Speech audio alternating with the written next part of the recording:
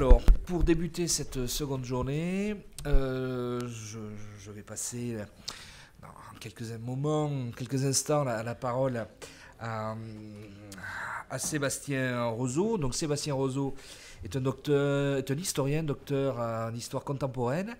Il a soutenu en décembre 2012 à Lille 3 une thèse dédiée à la genèse d'un grand monument national, littérature et milieu littéraire au Brésil, à l'époque impériale, 1822-1880. Et sa thèse était dirigée par François Chanet et Olivier Compagnon. Donc il est maître de conférence à Toulouse Jean Jaurès, il est membre du Framespa.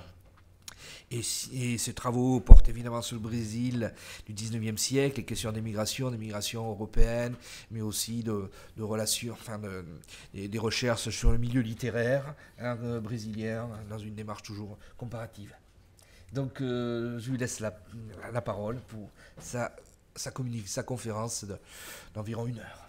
Bien, merci pour cette présentation. Merci bien sûr à Eden pour sa coordination de tout ce colloque et pour l'invitation. Je suis très content de pouvoir être là avec vous pendant ces 3 jours et ce matin donc, pour vous parler d'un auteur et d'un homme de lettres. J'ai choisi le terme homme de lettres, on aurait pu en prendre d'autres, Frederico José di Santana Neri, dont on a un peu déjà parlé hier, donc il va me faciliter un petit peu la tâche, et qui est une personnalité intéressante, un Brésilien atypique, on peut dire, je crois qu'on peut dire vraiment atypique, dont l'œuvre et la trajectoire commencent à être redécouvertes à peu près, donc depuis une centaine d'années qu'il est mort. En France, c'est parmi ceux qui, les premiers ont évoqué sa personne. Il y a, je pense aux travaux de Pierre Rivas, que tout le monde connaît, je pense, et qui avait déjà vu en lui donc, un intercesseur, un intermédiaire entre le Brésil et la France, dans ses travaux sur les relations franco-brésiliennes. Et puis, donc, plus récemment encore, Santana Neri a fait l'objet de quelques études plus approfondies, encore très peu nombreuses. Je citerai notamment une thèse de géographie, justement, d'un certain João Paulo Janin Andrade Carneiro, qui a fait sa thèse à l'Université de São Paulo en 2013 sur le baron de Santana Neri et la divulgação do Brasil na Europa.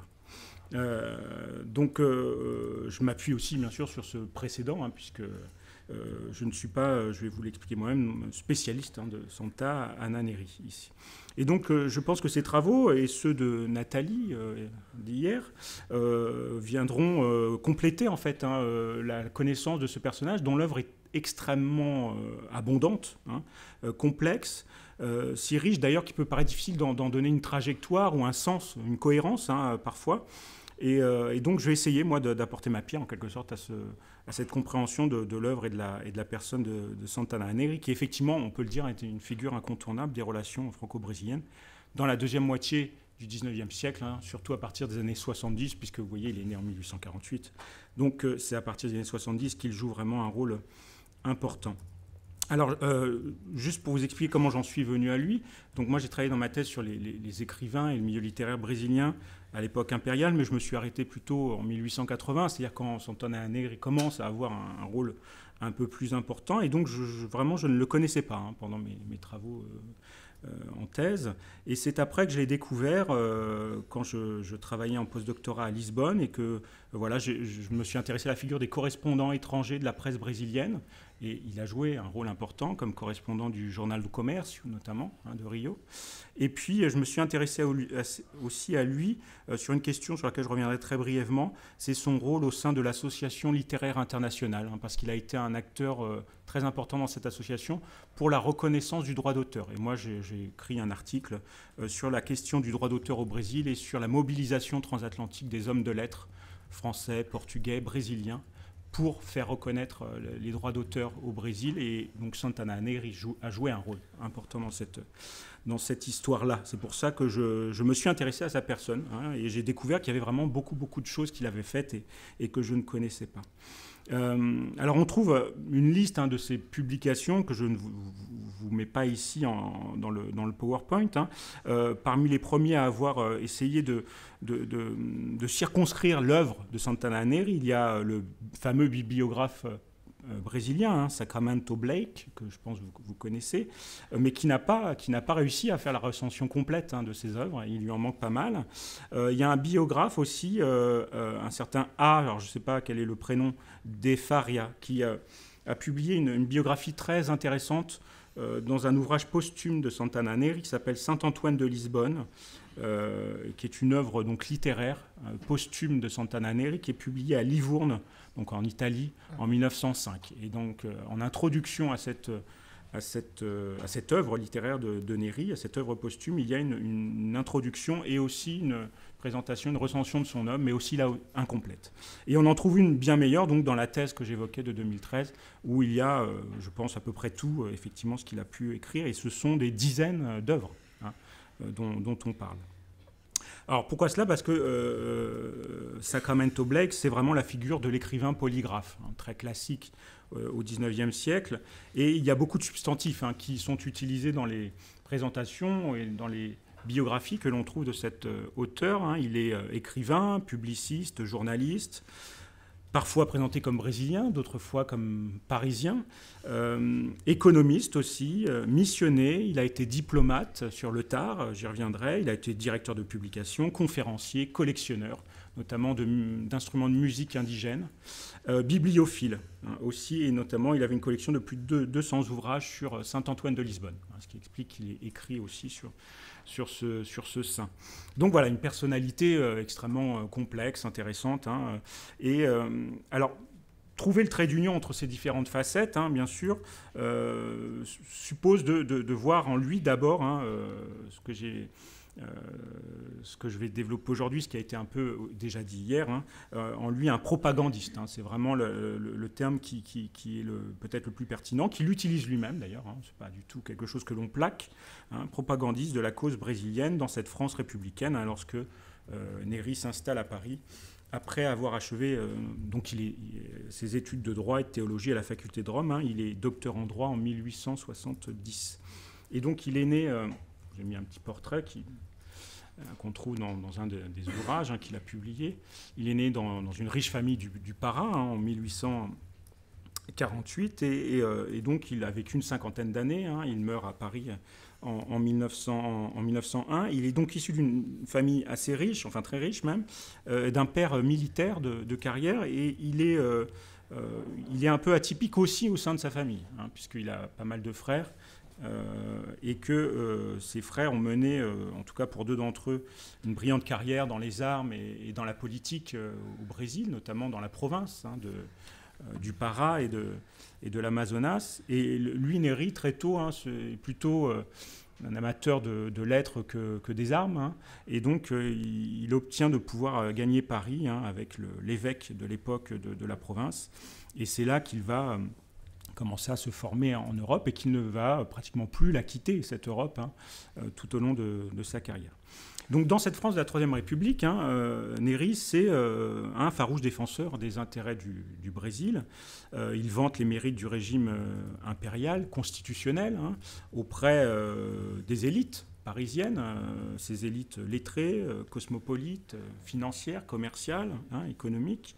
Et il est en quelque sorte, mais entre guillemets, un peu le meilleur diplomate, hein, de la cause brésilienne. Je dis entre guillemets parce que c'est une des facettes très intéressantes de ce personnage, c'est qu'il n'était pas diplomate. C'est-à-dire qu'il n'est devenu diplomate que très tard, hein, en 1994, et très peu de temps officiellement, mais il n'avait pas ce statut-là. Il n'était pas membre de la légation du Brésil à Paris, hein. C'était une figure indépendante, originale en quelque sorte, mais très dans l'air du temps, hein. C'est ce que je vais montrer. Et on en a d'ailleurs une description de ce statut très particulier, hein, dans un extrait que je vais vous citer de ce journal de Rio, hein, qui salue sa présence, son passage à Rio en 1882. Hein. Il n'était pas revenu depuis longtemps au Brésil, et donc il est salué comme il se doit par une partie de la presse. Et donc il est dit dans ce journal, hein, je vous cite ce passage, hein, le Brésil, donc je traduis, hein, le Brésil a en Europe des ministres plénipotentiaires. Non, je regardais si je vous l'avais mis, mais je ne vous l'ai pas mis. Le Brésil a en Europe des ministres plénipotentiaires, des chargés d'affaires, des consuls, des vice-consuls, des adjoints, un monde diplomatique nombreux et inutile. Pourtant, son unique représentant véritable est Santana Neri, qui, en faisant l'épreuve de ses talents, a été l'ambassadeur de notre progrès, formant la légation de notre esprit. Vous voyez, une métaphore filée là, sur l'ambassadeur du progrès, la légation de notre esprit. Bon, ce séjour de 82, je pense que ça correspond aussi à une sorte d'apogée dans la carrière proto-diplomatique de Santana Neri. C'est aussi une phrase, bien sûr, très louangeuse qu'il faut prendre avec un tout petit peu de recul quand on est historien, et on verra que ce portrait très positif peut être quelque peu contrasté. Mais ce qui est sûr, c'est qu'il avait une réputation, au Brésil comme en France, de propagandiste hors pair, dont les convictions politiques, la mondanité, l'ambition, l'entre-gens ont pu nourrir toute donc sa carrière, et puis ont généré aussi des tensions. On y reviendra, ce qui explique peut-être en partie sa marginalisation dans les années 90. On y reviendra. C'était un monarchiste catholique, traditionnaliste, un ami intime de la famille impériale, qu'il côtoyait donc moins à Rio que lors des séjours assez nombreux finalement de l'empereur et de sa famille en Europe. Et il fait partie des quelques-uns qui accueillent l'empereur lorsqu'il est banni du Brésil. Il va à Lisbonne pour accueillir l'empereur. Ils sont une poignée, mais il est là, clairement, pour marquer sa solidarité avec cet empereur qui était très propre, dont il était très proche. Donc c'est un personnage complexe, et c'est un peu à cela que je vais m'atteler au cours de cette présentation. Il est donc conservateur en politique, mais partisan, on va le voir, d'une rapide modernisation du Brésil, de l'économie, et de l'abolition de l'esclavage aussi, ce qui n'était pas une position très conservatrice au Brésil. C'est un défenseur du centralisme impérial tout en défendant les intérêts de l'Amazonie, puisqu'on va le voir, et ça a déjà été un peu dit hier, il a beaucoup travaillé pour l'Amazonie en particulier. C'était un ami intime de l'empereur, mais ça ne l'empêchait pas d'avoir des opinions parfois très clairement opposées à l'empereur. Alors non pas sur le régime impérial, mais sur ce sujet auquel je m'étais intéressé il y a quelque temps, celui de la reconnaissance des droits d'auteur, puisque Neri était un militant de cette cause, de la reconnaissance des droits d'auteur au Brésil, alors que Dom Pedro II a été le principal opposant et qui a longtemps retardé cette adoption des droits d'auteur au Brésil. Donc, et on a vu hier aussi une autre facette, sur laquelle je reviendrai un peu, complexe, parce qu'il se veut le vulgarisateur des savoirs sur le Brésil, donc avec une certaine notion qu'on a vu hier d'objectivité, de scientificité, et en même temps, il est un patriote chauviniste, comme on l'a souligné hier. Donc voilà, une personnalité très complexe, qui renvoie aussi à sa liberté d'esprit et qui elle-même renvoie à son indépendance. Cette indépendance qui est d'abord une indépendance économique, parce qu'il était d'une famille très riche, que probablement, là je n'ai pas tout à fait de certitude, mais qu'il vivait d'abord des rentes sûrement qu'il avait de la famille. C'était un grand mondain, on va le voir, à Paris. Mais en tout cas, il a mis ses moyens personnels ou qu'il a réussi à obtenir par son entre-gens au service de la propagande politique et culturelle en faveur du Brésil.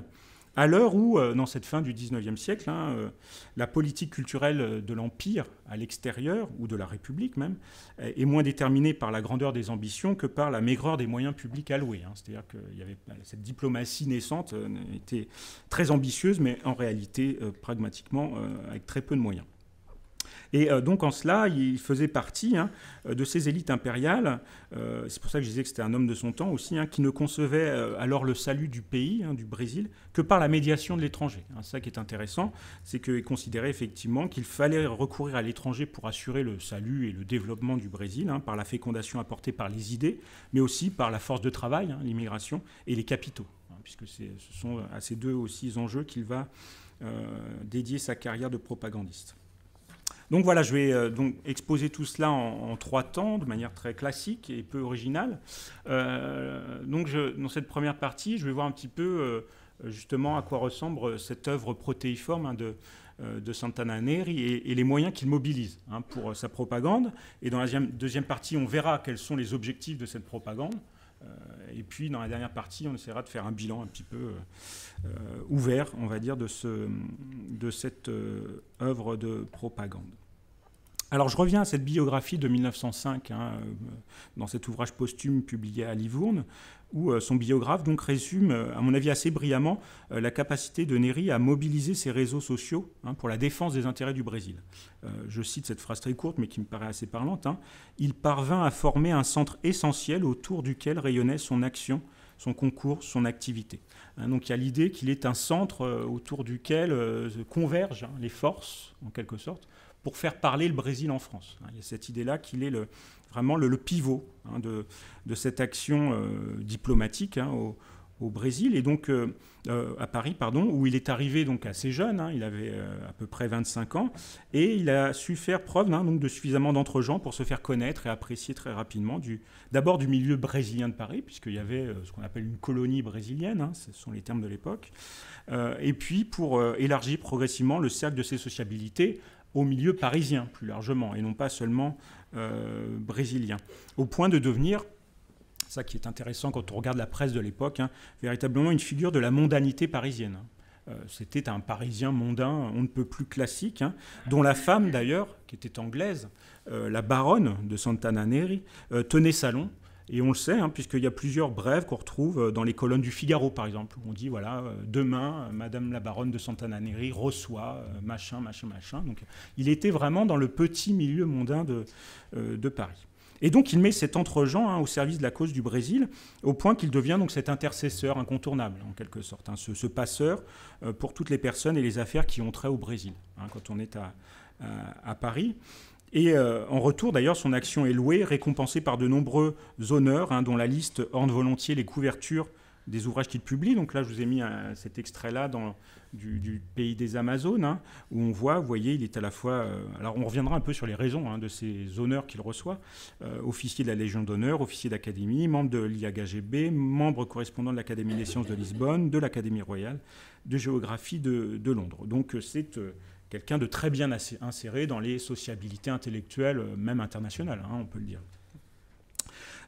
Ça s'explique par sa disponibilité, sa capacité de travail très grande, incontestablement, il a beaucoup œuvré, et sa grande érudition, c'est-à-dire que c'est aussi un grand brésilianiste, même s'il peut être discuté, contesté, de fait, il a quand même une érudition sur les affaires du Brésil qui est assez grande et qui explique, par exemple, que le comité franco-brésilien qui prépare l'exposition universelle de 1889 et dont il est un membre actif, lui confie les rênes de l'ouvrage qui devra accompagner et pérenniser en quelque sorte l'œuvre de propagande accomplie à cette occasion.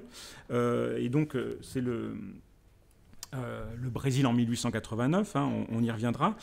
C'est lui le directeur éditorial de cet ouvrage qui réunit sous sa direction 16 auteurs. C'est lui qui les sollicite et qui obtient d'eux, dans les temps impartis, le texte nécessaire autour d'un projet ambitieux qui est le portrait en fait du Brésil monarchique, fin 1889, voilà. Donc vous avez cette citation qui présente un petit peu son rôle en ouverture de l'ouvrage. C'est lui qui a réuni en quelques mois, malgré la distance qui nous sépare du Brésil, ce groupe d'écrivains hors ligne qui nous a permis de publier un livre absolument nouveau sur le Brésil actuel. C'est lui qui a composé quelques-unes des monographies de ce livre, qui a revu tous les articles, en y ajoutant parfois des notes précieuses. Donc il a vraiment un rôle pivot. On voit encore une fois, c'est lui qui mobilise les talents, c'est lui qui prend en charge l'organisation, la correction. Il rédige lui-même, il y a 25 chapitres dans ce volume assez important. Il rédige 7 des 25 chapitres. Donc il met la main à la pâte très concrètement sur tout un tas de sujets. Moi, je m'y étais intéressé à l'époque parce qu'il écrit notamment un chapitre sur le droit intellectuel et le droit industriel. Donc droit de propriété intellectuelle et droit de propriété industrielle. Et il participe aussi plus largement à l'organisation de cette exposition, enfin de la présence brésilienne à l'exposition de 1889, dont l'ouverture en grande pompe en présence du président de la République française lui vaut d'être promu au rang d'officier de la Légion d'honneur, je cite, pour service rendu à la France et au Brésil. Donc on est bien dans cette intercession entre les deux pays. Alors, je vous le disais, il mobilise des moyens multiples pour cette ambition et complémentaires. Et je reviens donc à cette biographie de 1905 qui souligne la multiplicité de ses talents. Première citation, vous voyez, il publiait des livres, des brochures dont le caractère spécial lui avait attiré les plus chauds partisans dans les sociétés scientifiques, dans la presse. Ses livres, ses brochures, ses conférences et tous les autres moyens de propagande qu'il pouvait mettre en œuvre visaient toujours à une propagande plus large et plus nécessaire en faveur du Brésil. Donc on voit qu'il a de multiples ressources pour arriver à ses fins. Et on retrouve des propos très similaires qui ont d'ailleurs peut-être inspiré cette citation, puisque lorsque le gouvernement de la province de l'Amazonie lui confie la mission de promouvoir les intérêts de l'Amazonie en Europe, pour y attirer des capitaux et des migrants, Néry mobilise son réseau et use de multiples voies pour parvenir à cette fin. Et donc c'est la deuxième citation qui est celle-ci de Néry, mais qui est très proche, vous voyez, dans les journaux, dans les revues périodiques, dans les brochures, dans les publications de tout genre. Par la plume ou par la parole, nous avons cherché, nous étant je ici, nous avons cherché à répandre de notre mieux des notions exactes sur cette région brésilienne dont nous avons exhibé les produits sans aucune aide officielle. Donc il y a bien cette idée d'informalité de l'action menée, un caractère officieux, dont nous avons exhibé les produits sans aucune aide officielle aux expositions d'Anvers, de Beauvais, de Bourges, de Paris et du musée commercial de Paris. Alors vous voyez, une facette importante, ce sont les publications. Donc on l'a un peu dit hier, je vais y revenir.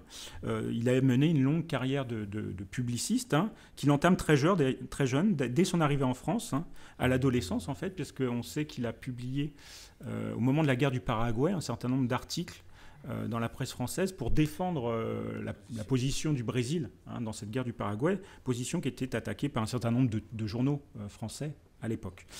Et il n'avait même pas 20 ans donc, à cette époque-là. Donc il commence très tôt. Et ensuite, il devient, du coup, comme il se fait connaître, il devient correspondant, correspondant non, mais il écrit des articles sur le Brésil pour de nombreux titres de la presse française. Le Siècle, L'Événement, Le Journal, La Nouvelle Revue Internationale, L'Économiste français. Donc il chronique l'actualité du Brésil, qu'il reçoit à Paris. Et puis, comme je vous le disais, c'est une facette qui est très importante, mais sur laquelle je ne vais pas m'attarder aujourd'hui. Il est devenu le correspondant à Paris et le célèbre chroniqueur du Journal du Commerce de Rio. Mais moi, ce qui m'intéresse surtout, c'est son activité de journaliste dans les titres de la presse parisienne. Donc il a fondé ce journal, Le Brésil, courrier de l'Amérique du Sud, en 1881, dont le slogan, vous n'arrivez peut-être pas à le lire ici, c'est en haut, en dessous du titre, c'est Nada por minha patria tudo. Donc tout pour la patrie, rien pour moi. Et c'est une revue en charge de faire connaître les intérêts et de défendre les intérêts du Brésil. Donc Néry, je vous l'ai dit, c'est un abolitionniste, un farouche partisan du régime impérial constitutionnel, et on retrouve sa patte en fait dans les débuts de ce journal, lorsqu'il est directeur de la publication. Ce journal, c'est un journal privé. C'est une société anonyme qui s'est formée avec 14 actionnaires, 13 Brésiliens, dont Néry, qui est un des 13 Brésiliens. Je vous cite l'explication de la genèse qui est mise dans le journal. Depuis plusieurs années déjà, un certain nombre de patriotes, donc brésiliens, rêvaient la création d'un organe de publicité destiné à faire connaître à l'Europe la véritable situation politique et économique de l'Amérique latine en général et du Brésil en particulier. Donc il y a cette ambition de mieux porter la voix du Brésil, de l'Amérique latine éventuellement, mais du Brésil surtout, en France, pour un public francophone. Alors, il quitte assez vite la direction de ce périodique, j'y reviendrai, puis il fonde un hebdomadaire, cette fois-ci, qui s'appelle L'Amérique, en 1889, qui est concomitant un peu de ce projet de pavillon brésilien à l'exposition universelle, puisqu'on trouve beaucoup de choses dans l'Amérique, en fait, sur l'exposition universelle. Donc il est à nouveau directeur de la rédaction, et il dit voilà qu'une fois encore, ce journal, qui s'appelle L'Amérique, en fait, se consacrera d'abord aux affaires du Brésil et de son ancienne métropole, le Portugal. Il y a aussi un intérêt pour le Portugal. Et quand il devient directeur de cette nouvelle publication, en 1889, il faut souligner qu'il jouit à ce moment-là de la réputation d'être un très grand publiciste et directeur de presse, puisqu'il a occupé notamment la direction éditoriale pendant 3 années de la Revue du Monde Latin, entre 1886 et 1888. J'y reviendrai. Donc la presse, et puis à côté de cela, donc, des livres, et des beaux livres. Il a écrit un certain nombre d'ouvrages en français, quasi-totalité de son œuvre est écrite en français, à destination d'un public français ou à tout le moins francophone. Ce sont des livres souvent donc assez beaux, bien illustrés, denses, qui s'adressent d'abord à un public assez élitiste, les élites lettrées, bourgeoises, du commerce international, et éventuellement les amateurs d'exotisme ou du monde latino-américain. À l'instar du Pays des Amazones, dont j'ai déjà parlé, qui était un ouvrage de commande de la province d'Amazonie. Cet ouvrage de vulgarisation de la connaissance, parce qu'il y avait aussi la volonté de vulgariser le savoir, qui est très importante en fait. C'est un vulgarisateur, Néri, plus qu'un créateur de savoir. Cette volonté de vulgariser la connaissance sur la région amazonienne connaît un certain succès, puisque cet ouvrage est réédité en 1899, donc c'est la deuxième édition là, que vous avez à gauche. Et puis, vous le voyez, par ailleurs, ce livre est traduit en anglais en 1901 et également en italien. Donc c'est un ouvrage qui a un certain succès. Et cette réédition, ce n'est pas une simple réédition, parce que la première était épuisée. C'était surtout l'occasion d'une profonde révision et actualisation des données. Dans le vulgarisateur, il y a la volonté tout à fait légitime, scientifiquement valable, d'actualiser le savoir pour vulgariser les connaissances les plus précises, les plus actuelles sur l'Amazonie. Cette démarche permet aussi de souligner les progrès qui sont ceux de cette province qui est devenue entre-temps un État de la République fédérale du Brésil. Je vous cite un court passage. Aujourd'hui, dans cette édition de 99, aujourd'hui, l'État de l'Amazone est un grand garçon émancipé qui gère ses affaires intérieures sans tutelle et qui a su employer sa fortune utilement. Donc il y a l'idée qu'on est vraiment dans cette voie du progrès dont il est lui-même un des héros, en quelque sorte. C'est une exigence donc, pour le vulgarisateur des savoirs sur le Brésil que de veiller donc, à actualiser ses connaissances, je le disais, et aussi de les rendre accessibles à ce qu'il appelle le gros public. Sa façon de dire le tout public. C'est une expression qu'on retrouve souvent sous sa plume et qu'on retrouve notamment dans, là aussi, une œuvre qu'il réédite à la fin du 19e siècle, qui était un ouvrage donc, qui s'appelait originellement « Le pays du café », en 1882, qui est paru en fait en feuilleton en partie dans le Brésil, mais pas complètement, et qui donc connaît une deuxième édition à la fin en 1891, sous le titre, vous voyez, « Aux États-Unis du Brésil, voyage de Monsieur Durand ». Donc aux États-Unis du Brésil, suite au changement politique évidemment, et c'est un ouvrage illustré très original, dont le projet reflète la double exigence de promotion du Brésil en France et de vulgarisation des savoirs vers le plus grand nombre. C'est ça qui est intéressant. Donc je vous cite, je vous ai mis un extrait de cette adresse au lecteur ici. Pour avoir quelque chance de descendre jusqu'aux masses et de semer ses connaissances parmi la jeunesse, les hommes de demain, j'essaye aujourd'hui d'unir à la réalité des chiffres les fantaisies d'un voyage pittoresque. J'ai tenté d'en chasser des renseignements rigoureusement exacts dans un récit humoristique. Je me suis appliqué à donner à toute cette narration un attrait de vie qui en rendit la lecture facile et même amusante. Avec un S qui ne devrait pas être là. Ce récit doit... Donc vous voyez un projet intéressant, abouti, je ne sais pas, j'avoue que je n'ai pas lu l'intégralité du volume, mais voilà, il y a cette idée de divulguer le savoir de manière légère, en quelque sorte, humoristique. Et de fait, ça s'appuie sur un vrai travail bibliographique. Je vous l'ai mise là. Les auteurs à consulter, mais les auteurs qu'il a lus surtout.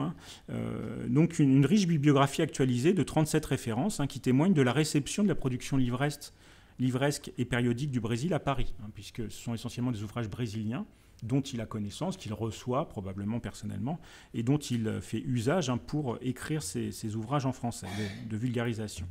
On trouve quelques Français dans cette bibliographie, Ferdinand Denis, Auguste de Saint-Hilaire, notamment le naturaliste célèbre, mais on trouve aussi, en bonne place, en meilleure place, si j'ose dire, l'œuvre de Santana Neri lui-même, puisqu'il est le premier auteur référencé de cette bibliographie, ce qui montre bien qu'il est peut-être le plus grand des brésilianistes contemporains. C'est ça qui est intéressant. Et donc c'est un ouvrage intéressant, 25 chapitres, j'y reviendrai sur l'un d'entre eux, qui sont autant de portes d'entrée sur les richesses multiples de cette jeune République fédérale, qui se présente sous les atours ici d'un État moderne, républicain, libéré du stigmate de l'esclavage, bien sûr, ouvert et accueillant pour tous ces migrants européens soucieux de trouver de meilleures conditions de vie au Nouveau Monde. Et donc ça m'amène à ma deuxième partie sur les objectifs de la propagande, voyant un peu quelles sont les finalités de tous ces moyens multiples mobilisés par l'auteur. Alors s'il a réussi à trouver autant de soutien, puisqu'il était seul au départ pour mener tout un tas d'actions, c'est d'abord que ces actions répondent à un constat édifiant pour celui qui veut promouvoir les intérêts du Brésil en France, c'est-à-dire la méconnaissance, l'indifférence au mieux, l'ignorance en France des choses du Brésil. Il y a une méconnaissance, une ignorance qu'il veut combler en quelque sorte, d'autant plus qu'il veut voir dans la France un allié commercial, économique, financier, stratégique. Donc l'Angleterre occupe la première position, mais il y a cette idée-là, qu'il faut que la France occupe une place importante. On reviendra sur l'option française et ses raisons tout à l'heure.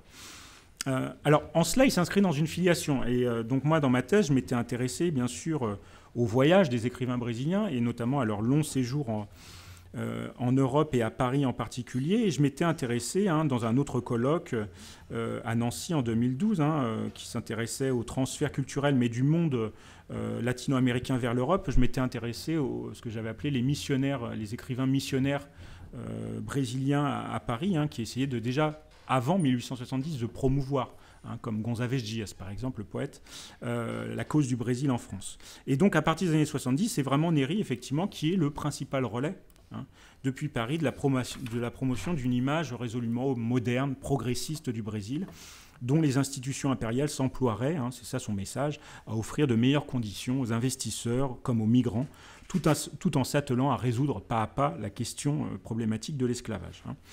C'est ce message que l'on retrouve notamment comme étant à la genèse de la fondation de la Société internationale d'études brésiliennes, fondée à Paris donc en 1886 et dont Neri est l'un des cofondateurs.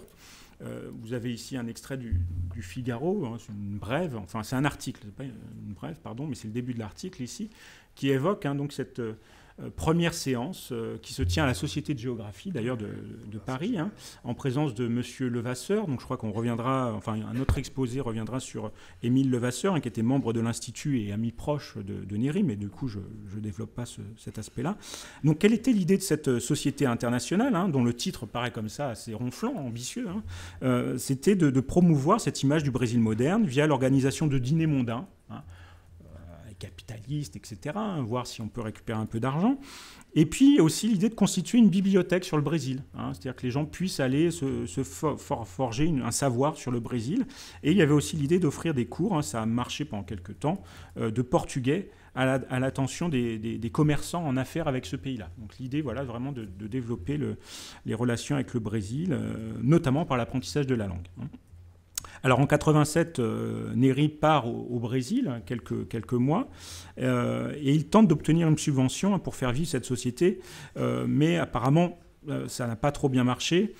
Et notamment parce que s'impose très vite une autre priorité qui va expliquer, je crois, la disparition, je ne suis pas sûr, mais je crois la disparition dès 87 de cette société, c'est la préparation de l'exposition de 89, en fait, qui va devenir beaucoup plus immédiate et importante. Mais on en retrouve la trace, notamment dans les archives de Ferdinand Denis. Vous avez là une lettre, vous voyez, avec ce libellé, là, Société internationale d'études brésiliennes. C'est une convocation pour une réunion de cette société adressée à Ferdinand Denis, donc, qui était vice-président de cette société à un moment donné. Donc voilà, il y a l'idée que ce sont des amis, ce sont des réseaux de sociabilité amicale qui se mettent en place autour de cette cause brésilienne. Denis étant, vous le savez sûrement, un des grands brésilianistes français de l'époque, directeur de la bibliothèque Sainte-Geneviève. Et puis voilà, donc des grands dîners. L'autre grand événement organisé par cette société, c'est une séance extraordinaire qui se tient au Grand Hôtel, présidée par l'empereur Dom Pedro II, donc, qui était là, et au cours de laquelle, on lit ça dans la presse parisienne, Neri a lu, je cite, une étude fort intéressante sur les échanges commerciaux entre les deux pays et sur l'organisation de la Société des études brésiliennes. On apprend aussi que la soirée, donc inaugurée par un discours de Levasseur, se conclut par un autre du comte de Barral, donc en portugais cette fois-ci, et qui était le directeur de la revue du Monde latin et vice-président du comité exécutif de la société. Donc tout ce petit monde, vous voyez, se côtoie très intimement. On voit d'ailleurs là que Néry est le président du comité exécutif de cette société. Alors ces initiatives, vous voyez, aussi éphémères puissent-elles être, ont en commun de donner à voir, et c'est là un objectif bien sûr majeur, une autre image du Brésil.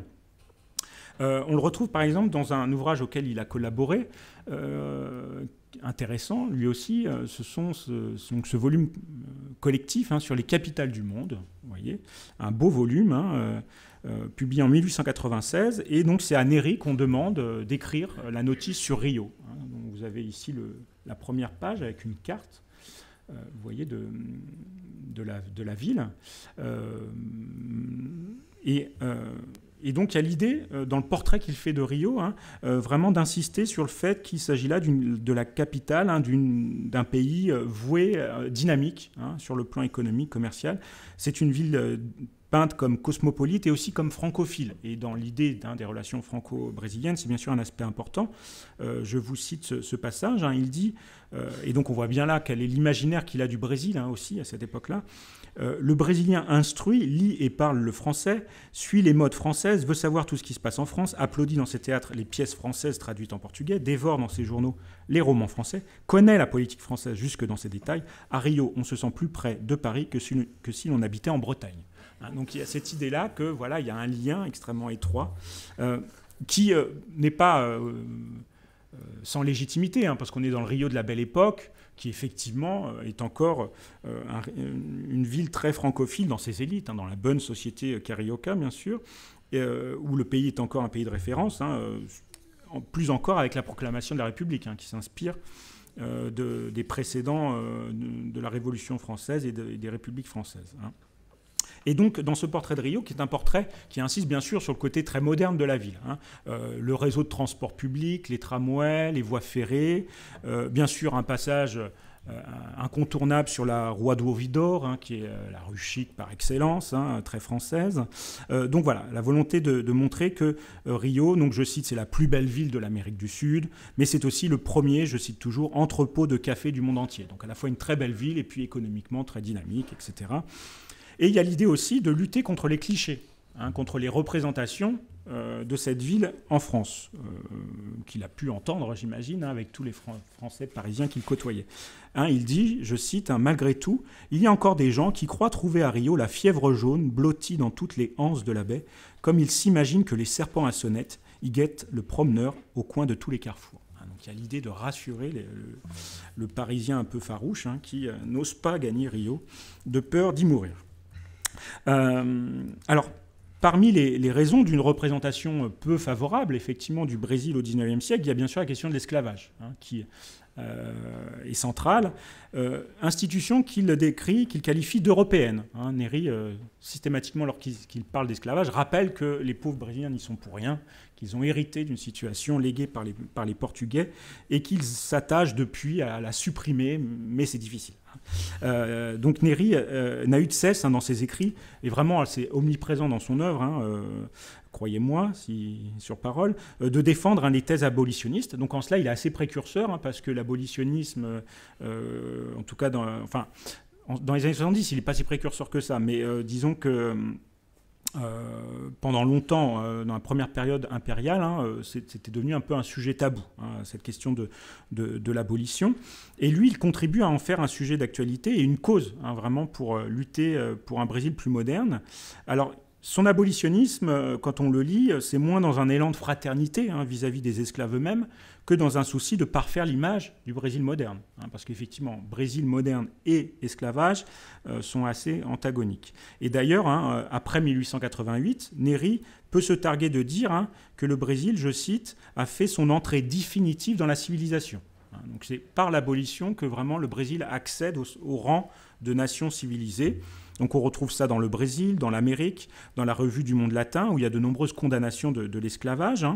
Et le publiciste Néri a tendance à souligner les efforts entrepris en ce sens depuis 1850, c'est-à-dire l'arrêt de la traite négrière.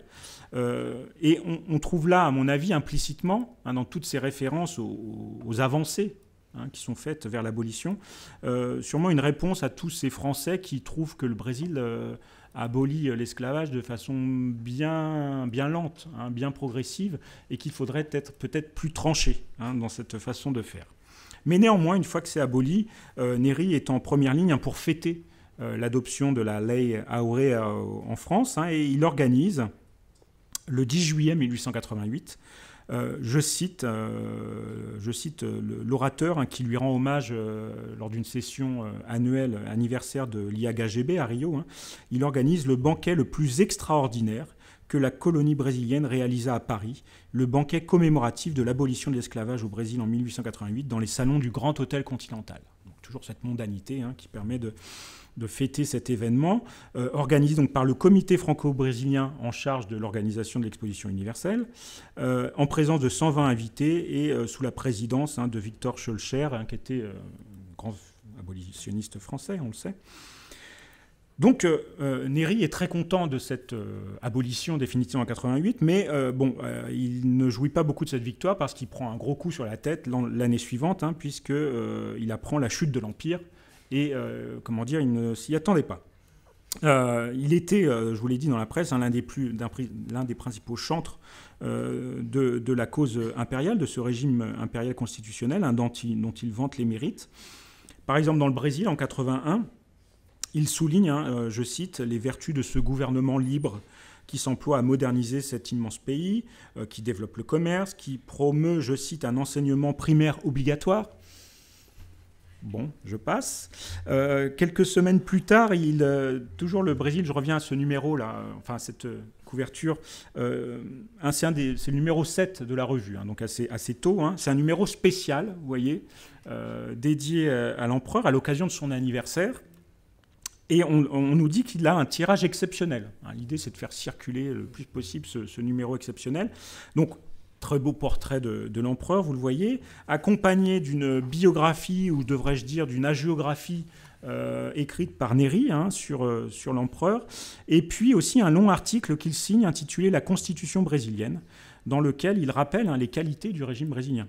Vous avez la citation là. « Si nous saluons l'anniversaire de notre Constitution avec amour, c'est qu'elle nous a valu près de 60 ans de prospérité, c'est qu'elle nous a procuré au milieu de bien des luttes le bonheur inestimable de ne pas nourrir des partis qui rêvent sa destruction, c'est qu'elle nous a permis de grandir sans secousse et d'entretenir aujourd'hui ces longs espoirs dont parle le poète et dont vivent les nations. » Donc il y a l'idée véritablement qu'il est un défenseur jusqu'en 1889. On le retrouve dans l'Amérique, ce journal qu'il fonde juste avant la chute de l'Empire, vraiment de faire un plaidoyer pour la monarchie brésilienne.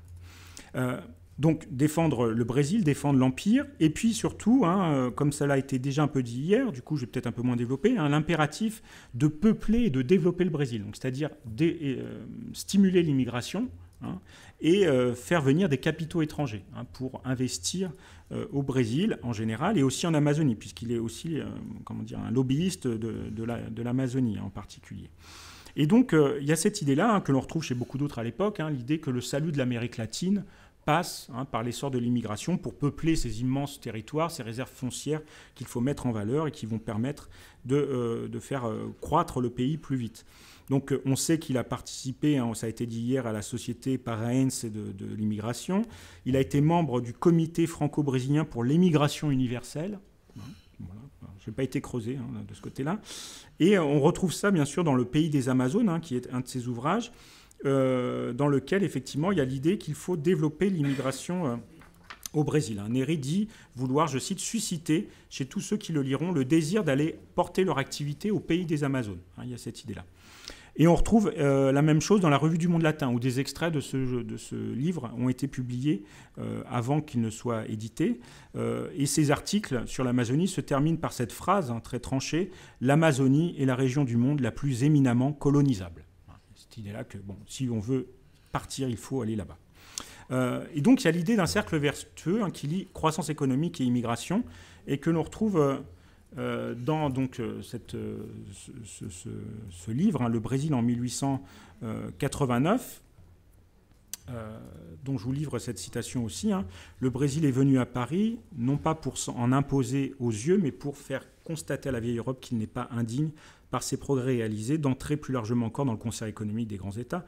Le Brésil est venu à Paris, non pas pour rechercher la vaine satisfaction de récompenses honorifiques, mais pour nouer plus solidement des liens qui l'attachent à l'Europe, pour ouvrir de nouveaux débouchés à ses matières premières, et surtout pour donner confiance à tous ceux qui seraient prêts à le choisir pour leur nouvelle patrie, à y porter leur travail ou à faire fructifier leurs capitaux. Donc l'argent, la force de travail sont intimement liés, et ça explique aussi la parution dans la foulée de ce guide de l'immigrant qu'on a évoqué hier, qui était vendu très peu cher, 2 francs. L'idée était vraiment que ça puisse être accessible pour les éventuels candidats à l'immigration qui voudraient se renseigner sur le Brésil. Vous voyez que vous avez un chapitre qui s'appelle « Pourquoi il faut aller au Brésil ?» très pédagogique, et c'est une liste des atouts, en fait.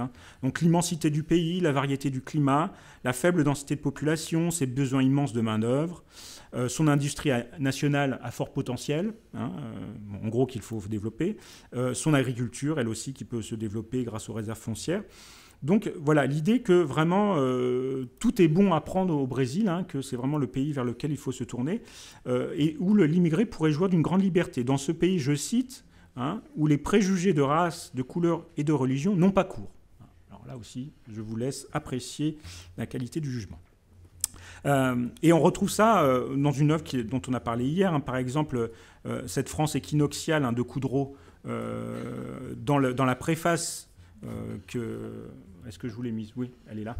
La préface que Néry signe pour cet ouvrage, il est dit les pages qu'il consacre à la région des prairies, sa monographie de l'Amazonie, sont de véritables documents à l'usage des prolétaires désabusés de l'Europe et des négociants et industriels en but à une crise que l'Afrique centrale est impuissante à conjurer. Donc il y a l'idée que ici, c'est au Brésil de tenter sa chance dans la conjoncture géopolitique actuelle pour attirer le plus de capitaux et de bras. Il y a une autre dimension qui est importante dans son œuvre et que je voudrais évoquer rapidement. C'est au-delà des aspects économiques, financiers, très pragmatiques, il y a une volonté d'illustration du Brésil, c'est-à-dire de montrer que le Brésil ne se réduit pas à un potentiel économique et financier, mais est aussi un pays de civilisation et de grande civilisation. Et ça renvoie du coup à un sujet qui m'est plus familier, qui est celui de l'émergence de cette littérature nationale brésilienne au XIXe siècle. Et évidemment, Néry est un passeur de cette littérature brésilienne.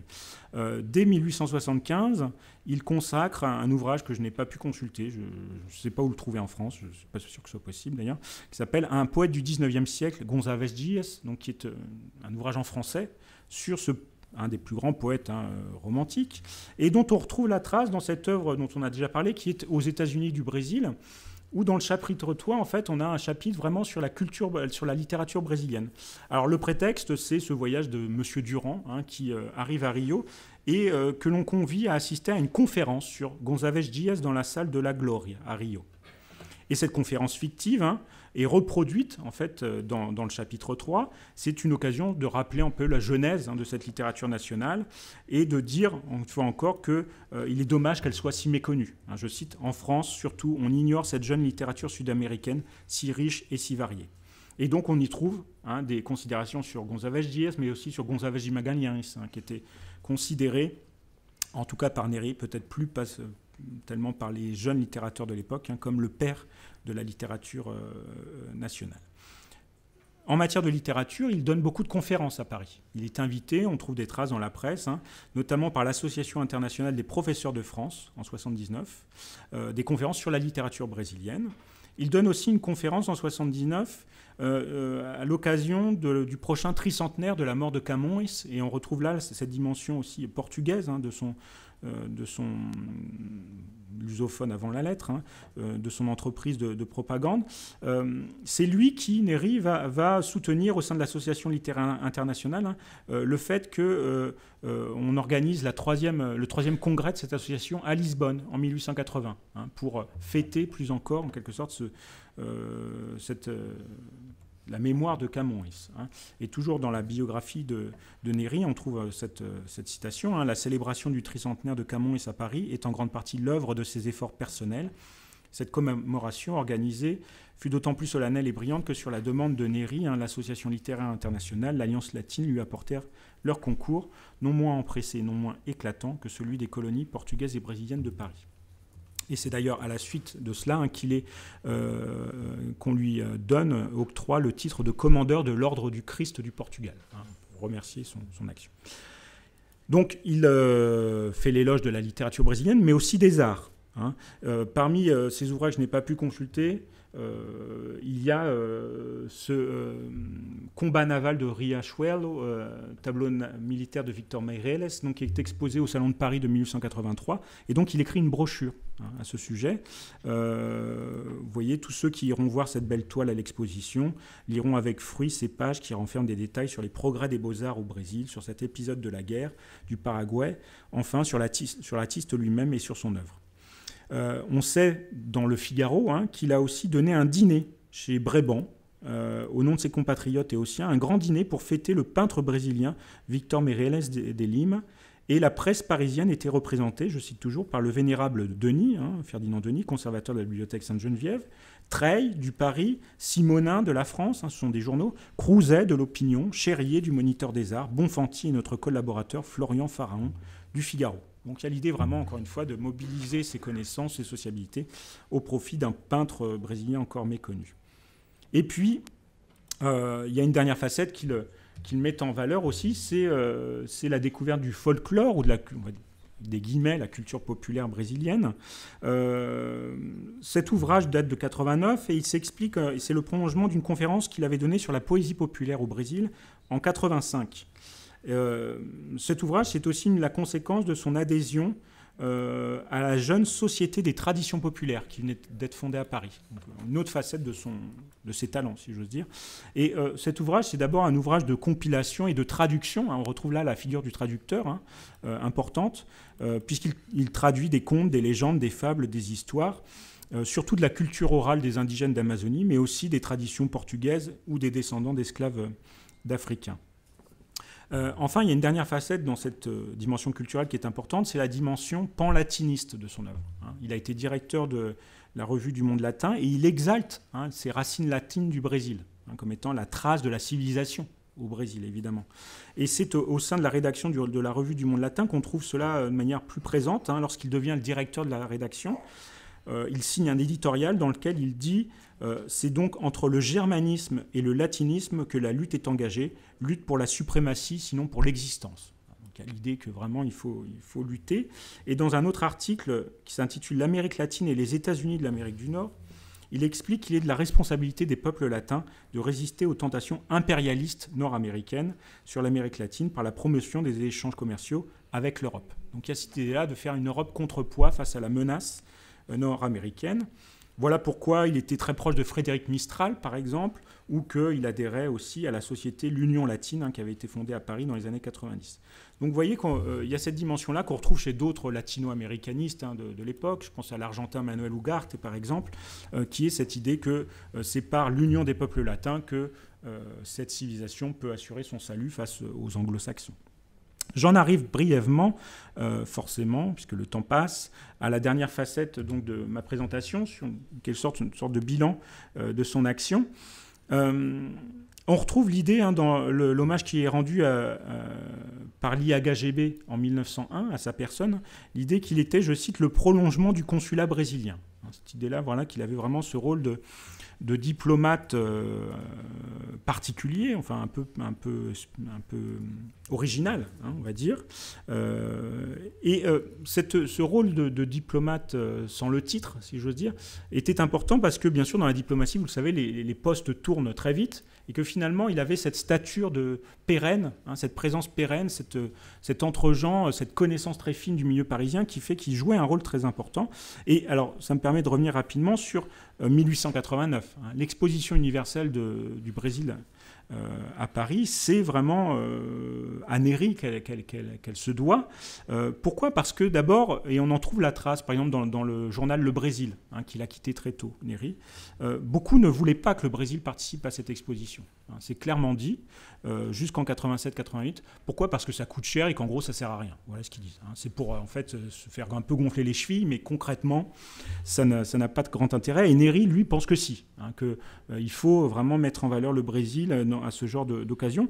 D'ailleurs, c'est pour ça qu'il part en 87 au Brésil pour faire ce qu'il appelle une propagande personnelle à ses risques et périls pour l'organisation. Vous voyez les risques et périls pour l'organisation de cela. Et ça explique donc la création du comité franco-brésilien pour l'exposition universelle, qui est fondée en mars 88, et qui, donc une initiative privée, qui ensuite va être adoubée par le gouvernement. C'est-à-dire qu'il va y avoir une dotation, 800 000 francs, donnée par l'État brésilien pour financer cette organisation. Donc on voit bien comment c'est une initiative privée qui permet de monter cette exposition, et non pas l'inverse.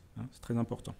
Et je vous ai cité ce passage où il est dit également qu'il organisait à ses propres frais des petites expositions industrielles dans certaines villes comme Beauvais, Bourges, etc. Alors, dans la thèse de géographie de 2013, là, Carnet nous dit, et ça c'est très intéressant, je ne le savais pas, qu'il a trouvé la trace dans les archives de financement public indirect dont Néry aurait bénéficié, une sorte d'agent de l'ombre en quelque sorte, via la légation du Brésil et grâce à la protection dont il bénéficiait, notamment de l'empereur et du comte II, qui jouait un rôle important ici. Parce que je vous l'ai dit, diplomate, il ne l'a été en fait qu'en 1994, de façon paradoxale lorsque la République est proclamée. En 1994, il est nommé délégué spécial du gouvernement du maréchal Floriano Peixoto à Paris. Mais c'est très éphémère, c'est un sujet qu'il faudrait creuser, sur lequel je n'ai pas eu le temps de m'intéresser plus que cela, et qui renvoie donc véritablement au fait qu'encore en 1994, il est considéré comme incontournable, et comme vraiment le porteur de la cause brésilienne. On le voit, il est aussi un propagandiste de son œuvre, Néry. Il le fait ça très bien.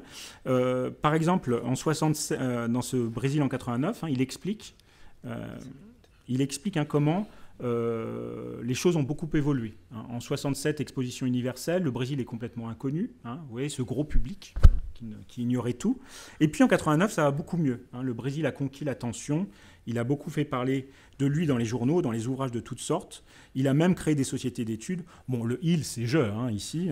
Grâce à toute cette publicité, grâce aussi aux Brésiliens qui traversent la mer, quand même, tous les ans pour venir en Europe, on sait qui nous sommes, ce que nous valons, ce que nous voulons. Donc, on voit là qu'il met en valeur son travail de propagandiste de manière très, très, très habile. Mais il faut souligner néanmoins, lorsqu'on fait le bilan, que beaucoup de ces projets qu'il avait lancés ont avorté. Il faut aussi le dire. Par exemple, en 1900, peu de temps avant sa mort, il lance l'idée de créer un musée amazonien à Paris, pour porter la cause de l'Amazonie, mais ça ne marche pas. En 1900 toujours, on sait qu'il avait fait un rapport sur la représentation de l'Amérique latine à l'exposition universelle de 1900. Là aussi, ça n'a pas du tout marché. On sait, j'ai appris en lisant des brèves dans la presse toujours, qu'il avait entamé la rédaction d'une histoire du règne de Dom Pedro II. Jamais trouvé la trace de ça. La Société internationale d'études brésiliennes, très ambitieuse, mais ça a vite capoté, on n'en entend plus du tout parler. Donc il y a l'idée que il y a beaucoup de projets qui sont lancés, certains marchent très bien, ça aboutit, d'autres moins ou pas du tout. Et dans ces années 90, ça s'explique aussi, je pense, par la rupture entre l'Empire et la République.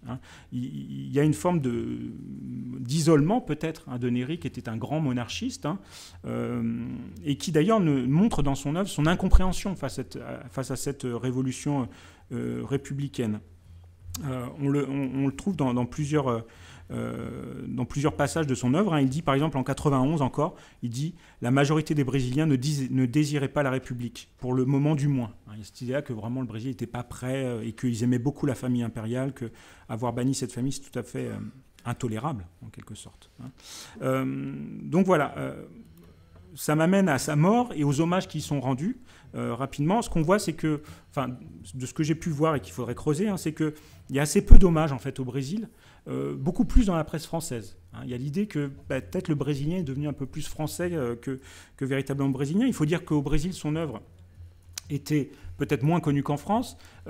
à part les chroniques dans le journal du commerce, on peut citer cet almanach parisien qu'il a fait paraître pendant 2 ans, dont il était l'auteur, en portugais, hein, et qui a été un grand succès d'édition, mais qui voilà, disparaît au bout de 2 ans, là aussi, de manière très, très brutale. Donc une figure, vous voyez, complexe, qui était aussi critiquée. Hein, par exemple, son ouvrage sur le folklore brésilien n'a pas du tout plu à Silvio Romero, hein, qui considérait qu'il plagiait littéralement son œuvre. Ce qui veut dire qu'il y a une incompréhension, parce qu'il est un vulgarisateur, mais entre la vulgarisation d'une œuvre qui n'est pas la sienne et le plagiat, voilà, peut-être la frontière est subtile et explique les critiques dont il a pu être l'objet au Brésil. J'en arrive à quelques mots de conclusion rapides. Pour dire quoi? Donc pour finalement essayer de comprendre aussi les raisons de l'oubli de cette personne, hein, au XXe siècle, de ce Neri qui meurt en 1901, qui doit beaucoup au fait que le Brésil entre dans la République alors que lui a toujours été un farouche partisan de la monarchie, bien sûr. Je pense qu'il faudrait aussi s'intéresser plus longuement que ce que j'ai fait à la réception de son œuvre au Brésil. C'est-à-dire qu'est-ce que de toutes ses œuvres en français on retrouvait au Brésil. On sait très bien que son œuvre est encore en grande partie inédite en portugais. Elle n'a pas été traduite pour beaucoup d'entre elles. Quelques ouvrages ont été traduits, mais récemment, donc ce qui montre bien que voilà, c'est une œuvre française d'abord. Hein. L'autre aspect intéressant, c'est au-delà de la grande capacité d'action de ce propagandiste, hein, c'est voilà, la précarité ou le caractère éphémère des projets qu'il a lancés, hein, qui sont toujours des organisations ou des comités ad hoc, hein, pour un événement comme l'exposition de 89 pour l'abolition de l'esclavage, etc., etc.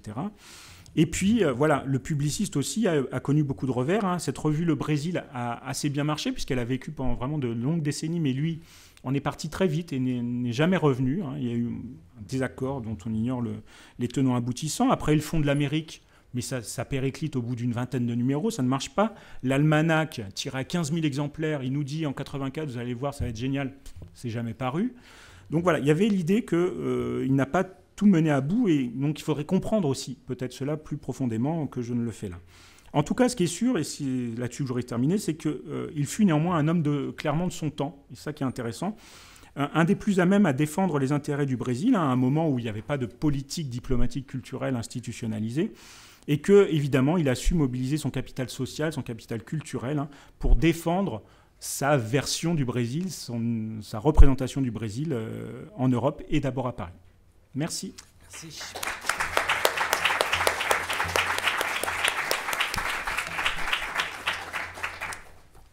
Bravo pour avoir respecté de façon incroyable le temps. Hein.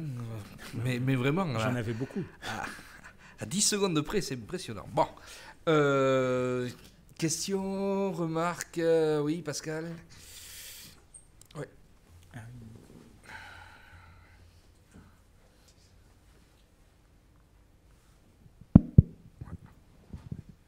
Merci.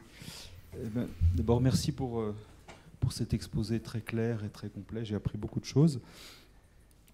Je reviendrai donc sur comme tu l'as évoqué, sur la personnalité de Levasseur et son livre sur le Brésil tout à l'heure. Et pour m'éviter un développement, je voudrais poser une question.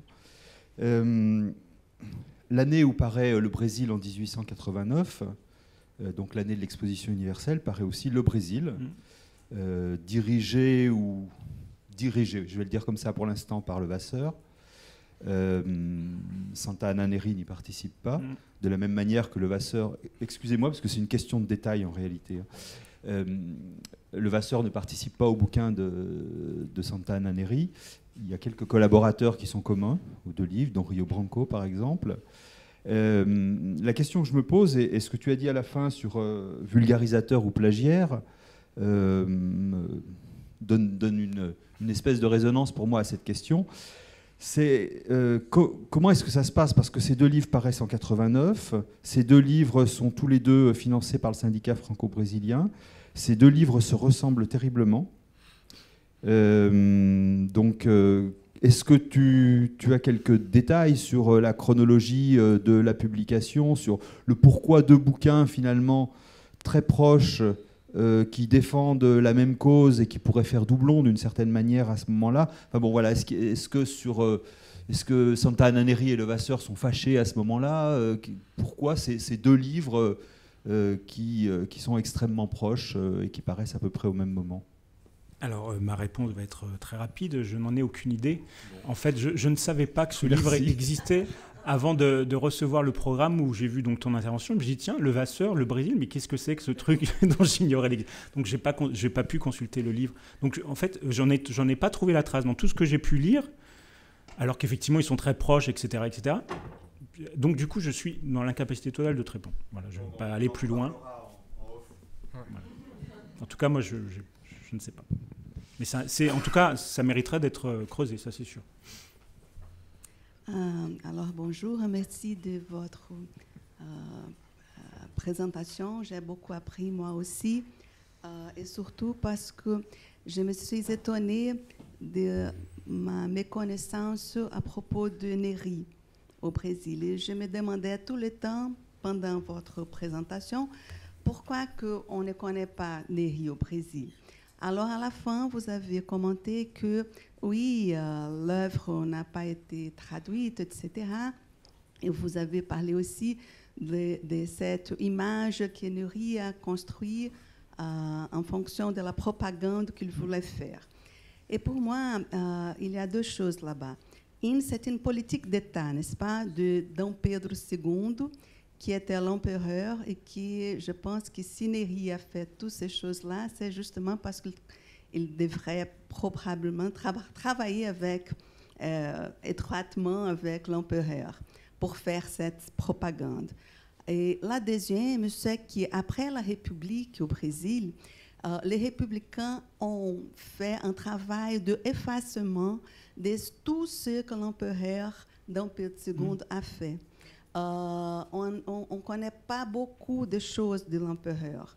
Dans les livres d'histoire du Brésil qu'on a dans les lycées, on a vraiment des choses importantes, mais la question culturelle de Dom Pedro II, parce qu'il a été un empereur vachement culte, il voyageait beaucoup, il a emporté pour le pays des choses très intéressantes qui sont maintenant au Musée national de Rio, comme comment est-ce qu'il fala? Momie, des momies, etc.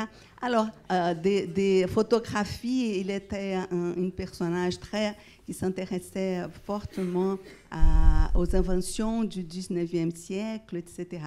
Alors, je pense qu'on a tout un travail à faire au Brésil, pour les historiens brésiliens, certainement, justement, que c'est de pas exactement récupérer cette mémoire du 19e, mais de faire renaître des choses pour qu'on puisse connaître un peu plus mieux. Bon, c'est ça. C'est un commentaire, justement. Juste pour rebondir, peut-être. Alors, oui, bien sûr, je suis d'accord avec ce que vous dites. Moi, je ne parlerai pas quand même de politique d'État. C'est-à-dire qu'effectivement, Dom Pedro II a appuyé souvent de façon personnelle des initiatives de type, on va dire, diplomatique ou pour représenter le Brésil. Mais pour parler de politique d'État, il faudrait qu'il y ait un vrai programme, des financements pérennes, etc. Il n'y avait pas tout ça. C'est-à-dire que c'était vraiment à l'initiative privée et effectivement ensuite, par l'intercession, par les connaissances interpersonnelles, il y avait un appui qui était fourni ou non. Je vous explique qu'un certain nombre de projets n'ont pas abouti, donc il n'y avait pas toujours l'appui qui était au rendez-vous, mais effectivement que cette proximité avec Pedro II lui a facilité la tâche, c'est évident. Mais j'aurais du mal à parler de politique d'État. Et sur l'action de Dom Pedro II, alors moi c'est un sujet que je connais bien, puisque ayant fait ma thèse sur le milieu littéraire, j'ai bien sûr de longues pages sur son rôle comme mécène. Voilà, donc effectivement, c'est très intéressant. Alors moi, je me rends peut-être moins compte de l'ignorance de cela, puisque je n'ai jamais été étudiant au Brésil, ou encore moins lycéen. Mais je pense que c'est de mieux en mieux connu, en tout cas, toute cette facette, effectivement, de l'empereur, homme de culture, étant en correspondance avec un certain nombre d'écrivains et étant au soutien d'un certain nombre d'auteurs au cours du 19e siècle.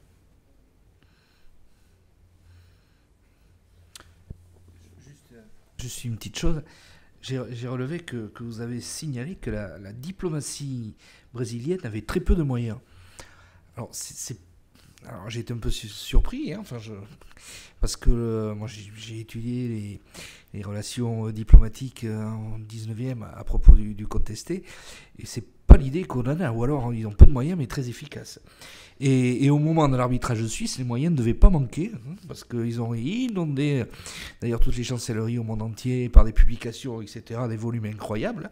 Là, tout d'un coup, il y a dû y avoir beaucoup d'argent, hein, pour défendre le pays. Et la dernière anecdote, les moyens ne manquaient pas pour inviter les juges suisses le soir du délibéré à fêter la victoire brésilienne. Et ils sont allés, sur invitation des Brésiliens, fêter l'arbitrage. Le résultat, l'arbitrage est final. La grande fureur des Français, évidemment, vous en doutez. Voilà. Bon. Donc, c'est pas quand même. C'est pas l'idée qu'on en a quand même. Hein, oui, alors peut-être que. Voilà, très, très efficace alors. Hein, très efficace. En fait, je parlais moins, enfin, je ne parlais pas de la diplomatie en général, institutionnelle, on va dire, que cette diplomatie culturelle, hein, qui est encore très, très balbutiante et qui vraiment se construit de manière plus ambitieuse au XXe siècle, à partir du baron de Rio Branco en particulier. Voilà. C'était effectivement, sinon oui, il y a des moyens qui peuvent être mobilisés, soit de façon pérenne à travers les institutions diplomatiques, soit, par exemple, cette exposition de 89, on met beaucoup d'argent sur la table, mais à partir d'une initiative privée. C'est ça qui est intéressant. C'est-à-dire qu'il n'y avait pas une politique systématique, par exemple, de participation aux expositions universelles, qui coûte très cher, effectivement.